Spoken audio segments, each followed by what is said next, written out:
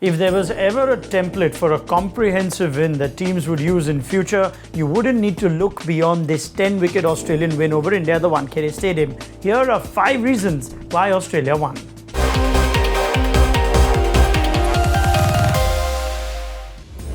At number 5, India's experiment with the top 3 does not pay off. Now, Virat Kohli did suggest in his pre-match press conference that he wouldn't mind batting at number 4 if all 3 of Rohit, Shikhar and Rahul had to be accommodated in the 11. And that's exactly what happened. After Rohit Sharma was dismissed in the 5th over, in walked KL Rahul and added 121 runs in 22.4 overs along with Dhawan before being dismissed in the 28th over. Kohli then came in at number 4 and was dismissed by Adam Zampa for 16. Almost everyone who witnessed this match had a say on Kohli's move to come in at 4, and while the jury is still out on this, the Indian captain did mention in his post-match chat that there is no reason to panic as some experiments don't pay off in the first go.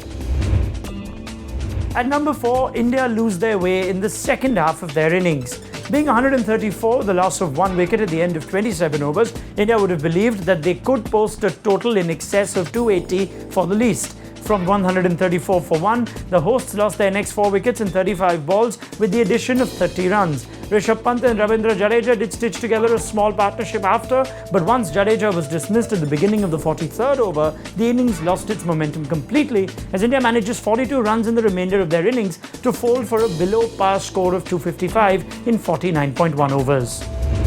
At number 3, India's bowlers get blindsided by Australia's quick start.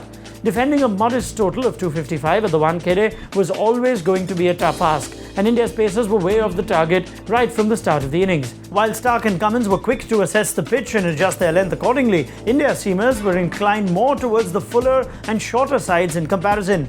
Warner and Finch took full advantage of this, amassing 84 runs without losing a wicket in the power play to lay the foundation of their record-breaking chase. At number 2, David Warner and Aaron Finch shatter records. After the bowlers had done their job, it was time for Australia's batsmen to dominate, and such was their dominance that the visitors required only 2 of them to wipe off the entire chase, with 12.2 overs to spare. David Warner and Aaron Finch's unbeaten stand of 258 is the highest ever for any pair for any wicket against India in ODIs. It is also the highest ever opening stand in India, surpassing the 235 that Herschel Gibbs and Gary Kirsten added in the year 2000. This is also the 3rd highest partnership by any pair for any wicket while chasing a target in ODIs, along with being Australia's 3rd highest partnership in ODIs.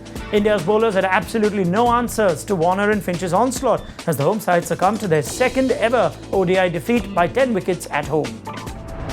And at number 1, Stark and Cummins on target for Australia. Australia's bowlers surely deserve more credit for this win, especially Mitchell Stark and Pat Cummins, who kept providing breakthroughs through the Indian innings. Stark, playing an ODI in India after 10 years, was used in short spells by Aaron Finch, and the left-arm seamer ended up picking a wicket every time he was called upon by his captain. Cummins also paid heed to his captain's call by picking up the wickets of Shikhar Dhawan and Rishabh Pant at crucial junctures in the match to dent India's innings. Kane Richardson, Adam Zampa and Ashton Agar too were among the wickets to dismiss the hosts for 255 inside their 50 overs, a total which proved absolutely no match for the visitors. So India will look to stage a fight back in the 2nd ODI in Rajkot on Friday, while Australia will look to seal a 2nd successive ODI series win against India in India. We'll be back to look ahead to that game with Deep Das Gupta on ESPNcricinfo Matchday.